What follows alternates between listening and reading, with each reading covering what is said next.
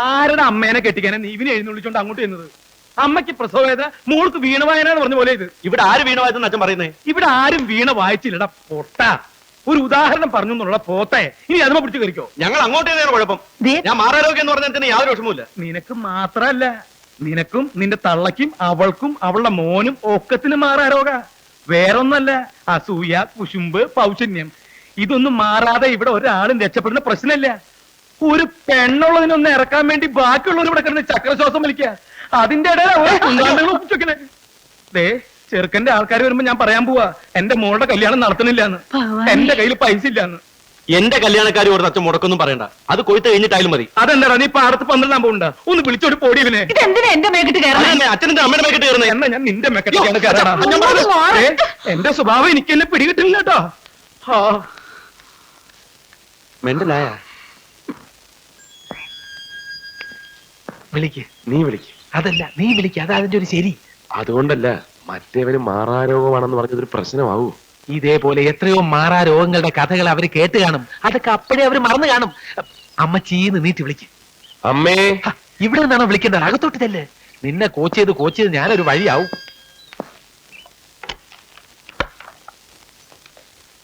ആരും ഇല്ലെന്ന് തോന്നുന്നു. ഇല്ലാതിരിക്കാൻ വഴിയില്ല. ഒന്നുകൂടെ വിളിക്ക്. അമ്മേച്ചി, രാവിലെ തുടങ്ങി.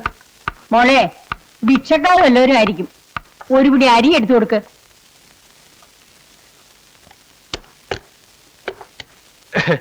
കുട്ടി ഇവന്റെ വിളി കേട്ടിട്ടാവും ധർമ്മക്കാരനെന്ന് തെറ്റിദ്ധരിച്ചതല്ലേ? അമ്മച്ചി ഇല്ലേ? എന്തിനാ?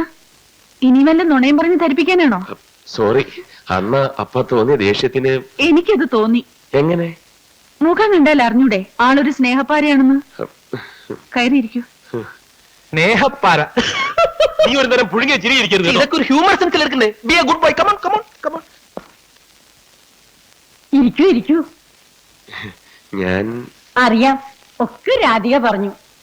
അന്ന് ആസ്പത്രിയിലേക്ക് എടുത്തിട്ട് പോയപ്പോ എനിക്ക് ആരെയും തിരിച്ചറിയാൻ കഴിഞ്ഞില്ല കേട്ടോ.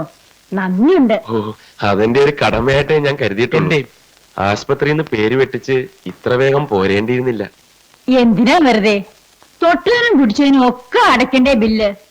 സഹായിക്കുന്നവരെ എന്തിനാ ഏറെ ബുദ്ധിമുട്ടിക്കണേ? പിന്നെ എന്താ വന്നേ? ഒരു സഹായം ചോദിക്കാനാ. എന്താ? ഞങ്ങളുടെ വീട്ടുവിശേഷങ്ങളൊക്കെ ഏതാണ്ട് അറിയാമല്ലോ. എന്റെ പെങ്ങളുടെ വിവാഹമാ, അമ്മൂന്റെ. എന്റെ അമ്മ പ്രസവിച്ചതല്ലെങ്കിലും ഞാൻ അവളെ വേറെയായി കണ്ടിട്ടില്ല. അച്ഛൻ പണത്തിന് വല്ലാതെ ബുദ്ധിമുട്ടുക. ഇത് 40,000 രൂപയുണ്ട്. എന്റെ പേരിലുള്ള ഭൂമി അമ്മ അറിയാതെ പണയപ്പെടുത്തി വാങ്ങിയതാ. ഇതൊന്ന് അച്ഛന് കൊടുക്കണം. ഞാൻ തന്നതെന്ന് അറിയണ്ട. അതിപ്പോ ഞാൻ എന്തു പറഞ്ഞാ കൊടുക്കുക? രാധികയുടെ ജോലിക്കാര്യത്തിനാണെന്ന് പറഞ്ഞാ മതി. അങ്ങനെ പറഞ്ഞാ അദ്ദേഹം വാങ്ങുമോ? ഇപ്പോഴത്തെ അവസ്ഥയിൽ വാങ്ങാതിരിക്കില്ല. എന്നാലും ഒരു നല്ല കാര്യത്തിന് വേണ്ടിയല്ലേ? രാധികുട്ടിയുടെ ജോലിക്കാര്യം ഉറപ്പാക്കുകയും ചെയ്യാം. എനിക്ക് വേണ്ടി ഒരു സഹായം ചെയ്യാണെന്ന് കരുതിയാ മതി. വാങ്ങിച്ചോളൂ. ഐശ്വര്യമായിട്ട് വാങ്ങിച്ചാ മതി.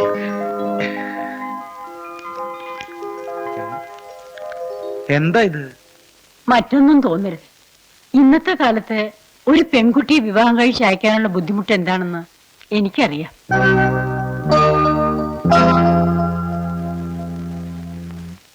ഇതിൽ 40,000 രൂപയുണ്ട്. നിങ്ങൾക്ക് എന്താ പലിശക്ക് കൊടുക്കുന്ന ഏർപ്പാടുണ്ടോ? ഈശ്വര, അങ്ങനെയൊന്നുമില്ല. ഇത് മാഷക്ക് അവകാശപ്പെട്ട പണമാണെന്ന് കരുതിയാ മതി. നിങ്ങൾ എന്താ ഈ പറയണേ? ഇവിടെ ഇനിയൊരു ടീച്ചറുടെ വേക്കൻസി ഉണ്ടാവാൻ 6-7 മാസം കഴിയും. എന്റെ മോക്ക് ഒരു ജോലി കിട്ടാനുള്ള കൈക്കൂലിയായിട്ട് ഇതിനെ കരുതണ്ട. പിന്നെ എന്താ നിങ്ങളുടെ ഉദ്ദേശം? ഒരു കാര്യമില്ലാതെ 40,000 രൂപ കൊണ്ടുവന്ന് തരാൻ നിങ്ങൾക്ക് എന്താ വട്ടുണ്ടോ? കൈമേന്ന് വിടറോ? ഇവിടെ വരിക ഒരു കാര്യമില്ലാതെ അന്തർ കൈ പിടിച്ചു വലിക്കൂല. എന്താണ് ഒരു ചിന്താശേഷി ഇല്ലാതെ ഇങ്ങനെ സംസാരിക്കുന്നത്? അവരുടെ മനസ്സിലിരിപ്പ് മാഷക്ക് പിടിയിട്ടില്ലേ? ഞാൻ എന്താ കണിയാനാ ഗണിച്ച് കണ്ടുപിടിക്കാൻ? അവർ പറഞ്ഞത് ശ്രദ്ധിച്ചോ? ഇത് മാഷക്ക് അവകാശപ്പെട്ട പൈസ ആണെന്ന് കൂട്ടിക്കോളിന്ന്. എന്താണ് അതിന്റെ അർത്ഥം? എന്താ? അവരതൊരു സ്ത്രീധനായിട്ടാ തരുന്നത്. ഈ വയസ്സുകാലത്ത് എന്നെ കൊണ്ട് 3ാമതൊരു കല്യാണം കഴിപ്പിക്കാനുള്ള പ്ലാനാണ് നിന്റെ അല്ലേ? രണ്ടെണ്ണം ഉള്ളതിനെ കൊണ്ടു നടക്കാനുള്ള പാട് എനിക്ക് ഈശ്വരന് മാത്രമേ അറിയുള്ളൂ. അന്ത്രോ നിന്റെ തല ഈ ചുമരുമ്പോ കൂട്ടി ഒരു അതല്ലാന്ന്. പിന്നെ നമ്മളെ കൃഷ്ണൻകുട്ടിയെ കൊണ്ട് ഓരോ മോളെ കെട്ടിക്കാൻ ഒരു കണ്ണുണ്ട്. ഏ മോന്റെ സ്ത്രീധനം വാങ്ങി മോളെ കെട്ടിക്കല് പുത്തരിയൊന്നല്ലല്ലോ. അവരെങ്ങനെ പറഞ്ഞ ഇതൊക്കെ എന്നെ അപ്പൊ വിസ്തരിച്ച് പറഞ്ഞു. ഭർത്താവും കേട്ടാൽ അറിഞ്ഞൂടെ? ഞാനിപ്പോ എന്താ വേണ്ടേ? ഒന്നും വേണ്ട, നിങ്ങൾ പോയ പൈസ വാങ്ങ. എന്നാ താങ്കൾ വന്നേ. നിങ്ങൾ കൈ പിടിച്ചിരിക്കുന്നതിന് ആ ചെറിയ കുട്ടിയെത്താണ് ഞാൻ. എന്താ പറയാനുണ്ടെന്ന് പറഞ്ഞേ? പറയാം, പക്ഷെ അതിനു മുമ്പ് ഒരു മുന്നറിയിപ്പുണ്ട്. ഇഷ്ടപ്പെട്ടില്ലെങ്കിൽ ഇഷ്ടപ്പെട്ടില്ല എന്ന് സമാധാനമായിട്ട് പറഞ്ഞാൽ എനിക്ക് മനസ്സിലാവും. വെറുതെ വെളിച്ചപ്പാട് തുള്ളരുത്. മാഷ് കാര്യം പറ, എന്നിട്ട് തീരുമാനിക്കാൻ തുള്ളണോ വേണ്ടായോന്ന്. എന്നാ കാര്യമൊന്നുമില്ല, ഞാൻ പറയുന്നില്ല. പറ എന്റെ മാഷ്, പെണ്ണങ്ങല്ലേ? വേണ്ട. പറയുന്നേ. അതെ, വലിയ കോയിക്കൽ തറവാട്ടുകാരായിട്ടൊരു ബന്ധുത്വം ഉണ്ടാവാന്ന് പറഞ്ഞാൽ നമുക്കതൊരു അഭിമാന. അല്ലെന്ന് ഞാൻ പറഞ്ഞു. ഞാൻ പറഞ്ഞു തീരട്ടെ, അതിനു മുമ്പ് നീ അതിന്റെ മൂളി കയറി ചാടി പിടിച്ചാലോ? രാധികയുടെ കാര്യല്ലേ പറയാൻ പോണത്? ഇനി ഒന്നും പറയണ്ട, നല്ലൊരു മുഹൂർത്തം നോക്കി കല്യാണം അങ്ങ് നടത്തുക. അപ്പോ നിനക്ക് എതിർപ്പൊന്നുമില്ലേ? എതിർപ്പോ? ഇതെന്റെ ഒരു വാശിയും കൂടെയാ. വലിയ കോയിക്കലെ പെങ്കൊച്ചിന്റെ കഴുത്തിൽ ആരാ താലി കെട്ടണമെന്ന് എനിക്ക് ചിലരെയൊക്കെ ഒന്ന് കാണിക്കാനുണ്ട്. സത്യത്തിൽ ആരെ കൊണ്ട് കെട്ടിക്കുന്ന കാര്യം നീ പറയണേ? മാധവൻകുട്ടിയെ കൊണ്ട്. അതെ, എന്താ അല്ലേ? അവനെ കൊണ്ട് തന്നെ. അല്ല കോളാ കോള്, ഇപ്പൊ തന്നെ ഞാൻ പെട്ടാനെ.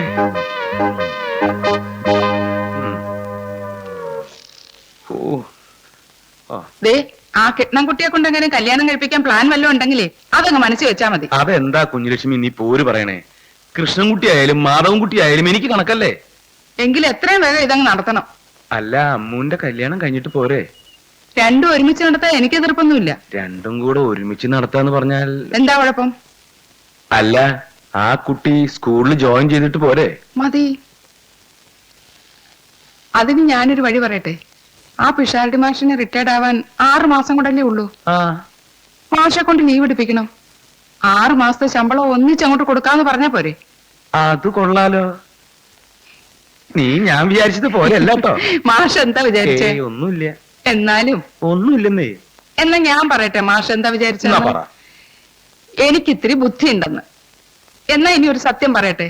എനിക്ക് ബുദ്ധിയുള്ള കാര്യം എനിക്ക് മാത്രമേ അറിയാവൂ. അതങ്ങനെ കൊട്ടിക്കൊഴിച്ചോ നടക്കുന്ന സ്വഭാവം ഒന്നും എനിക്കില്ലേ. എന്റെ ഈശ്വര. എന്താ മാഷേ?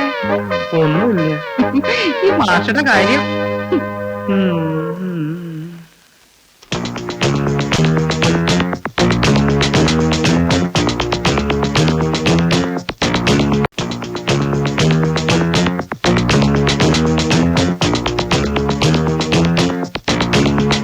ഇരിക്കൂ, ഞാൻ നിന്നോളാം.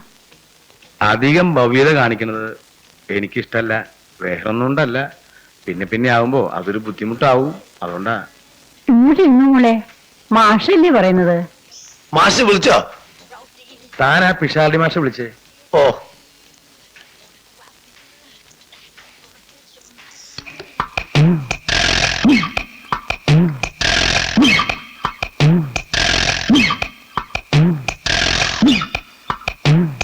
അല്ല, കാലത്ത് തന്നെ തുടങ്ങിയോ? എന്താ തനിക്ക് അടിക്കണോ? അല്ല, ഞമ്മക്ക് വേണ്ട, ഹറാമല്ലേ. അല്ലെ ഇപ്പൊ ഞമ്മളെ വകയിലും വരില്ല ഒരു രൂപ ഇവിടെ. പിന്നെ ഞങ്ങളെ കുറുപ്പാശ് വിളിക്കുന്നുണ്ട്. എന്നെയോ? അതെ, മറ്റേ പാർട്ടി വന്നിട്ടുണ്ട്. ഏത് പാർട്ടി? നമ്മളെ വലിയ കോയിക്കലേന്ന്. ഓ, അത് ശരി. ഇതൊന്ന് അരച്ചു പോയിക്കൂടാന്ന് പോകുമ്പോ മൂപ്പര വിചാരം ദശമലാരിഷ്ടത്തിന് ആർക്കും അറിയില്ല. എന്താ പാവം.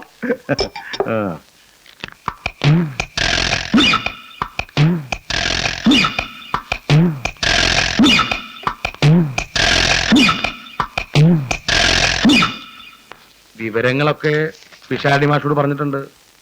പിന്നെ 6 മാസത്തെ ശമ്പളം അങ്ങേർക്ക് കൊടുക്കുന്നതില് വിരോധമൊന്നുമില്ലല്ലോ? ഒരു വിരോധവും ഇല്ല.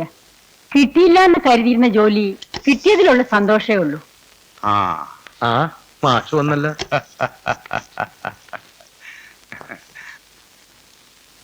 ഇരുന്നോളൂ നീ. മാഷ് ഇരുന്നോളൂ. വിനയം, അച്ചടക്കം, അധ്യാപക ജീവിതത്തിൽ ഇത് രണ്ടും വളരെ പ്രധാനമാണ്.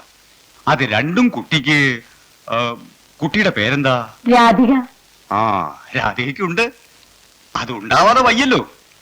വലിയ കോയിക്കല്ലേ സുധാകരവർമ്മയുടെ മകളല്ലേ? വിവരങ്ങളൊക്കെ ഞാൻ പറഞ്ഞതാ മാഷേ. മാഷിന്റെ സന്മനസ്സിന് നന്ദി ഒന്നും പറയണ്ട. സന്മനസ്സുകൊണ്ടല്ല ഞാൻ ഇതിന് സമ്മതിച്ചത്, വൈയായിക കൊണ്ടാ.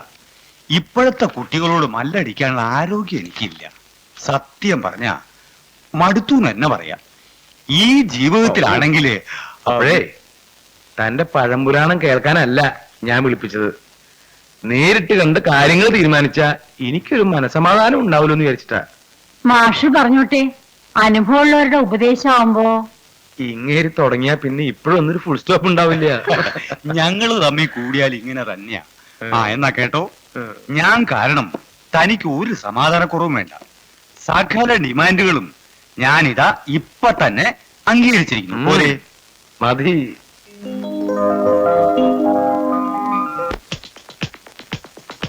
പാവം മാഷ്. മണിയണ്ട പോവാം. സുഭദ്രമ്മേ, മാഷ് എന്ത് പറഞ്ഞു?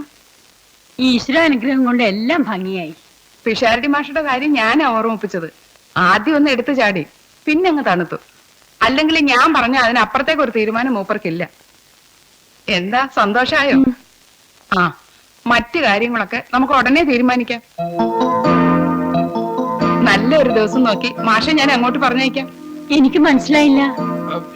എന്ന് പറഞ്ഞാ ഈ ചടങ്ങുകളും പിന്നെ അങ്ങോട്ടും ഇങ്ങോട്ടുള്ള പോക്കും വരവും അല്ലേ? ആ, പോക്കും വരുമോ? അമ്മച്ചി കേറ്, ഒക്കെ ഞാൻ വീട്ടിൽ ചെന്നിട്ട് വിശദമായിട്ട് പറയാം. അപ്പൊ ബാക്കിയെല്ലാം പറഞ്ഞതുപോലെ. ആ, ശരി. വരട്ടെ.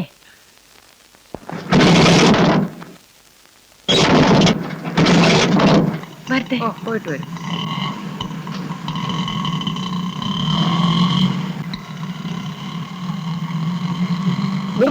നിർത്ത്. ജോലിയുടെ കാര്യം എന്തായി? ഒക്കെ ശരിയായി. ഉടനെ ജോയിൻ ചെയ്യാമെന്ന് മാഷ് പറഞ്ഞു. നന്നായി. അല്ലെങ്കിൽ ഞാനൊരു കാര്യത്തിൽ നിർബന്ധം പിടിച്ച അദ്ദേഹം നടത്തി തരാതിരിക്കില്ല. രാധികയുടെ ജോലിക്കാര്യം പറഞ്ഞപ്പോ കമാന്നൊരു അക്ഷരം പറയാതെ സമ്മതിച്ചു. കൃഷ്ണൻകുട്ടിയെ കൂടെ ഓർത്തിട്ടാ. അത് പിന്നെ പറയാനുണ്ടോ? രാധികക്ക് ജോലി കൊടുത്തേ പറ്റൂന്നും പറഞ്ഞ അവൻ ഒറ്റക്കാലം ഒരേ നിൽപ്പല്ലേ. വല്ലാതെ വിഷമിക്കുന്നുണ്ടാവും. വേഗം ചെന്ന് രണ്ടു കാലം നിന്നോളാൻ പറ, ഇല്ലെങ്കിൽ നീര് വീഴും. ഇതിനുള്ള മറുപടി ഞാൻ പിന്നെ പറഞ്ഞോളാം. അതാണ് ബുദ്ധി. ഇനിയിപ്പൊ നമുക്ക് കാര്യങ്ങളൊക്കെ ഉറപ്പിക്കാലോ. എല്ലാം ഉറച്ചു എന്നാണല്ലോ പ്രസാദി മാഷ് പറഞ്ഞത്. അത് ഉറച്ചു. അതിനി മാറ്റമൊന്നും ഉണ്ടാവാതെ ഞാൻ നോക്കിക്കോളാം. ഞാൻ പറഞ്ഞത് മറ്റേ കാര്യാ. ആ കാര്യവും ഈ കാര്യവും മറ്റേ കാര്യവും എല്ലാം അതൊന്നും ഇപ്പൊ നമ്മൾ ഇവിടെ വെച്ച് സംസാരിക്കുന്നത് ശരിയല്ല. നല്ലൊരു ദിവസം നോക്കി ഞാൻ മാഷെ വീട്ടിലേക്ക് അയക്കാം. അതാണ് അതിന്റെ ശരി. എന്നാ സമയമായി, വേഗം നോക്കല്ലേ. വരട്ടെ. ശരി. അപ്പൊ ബാക്കിയെല്ലാം പറഞ്ഞ പോലെ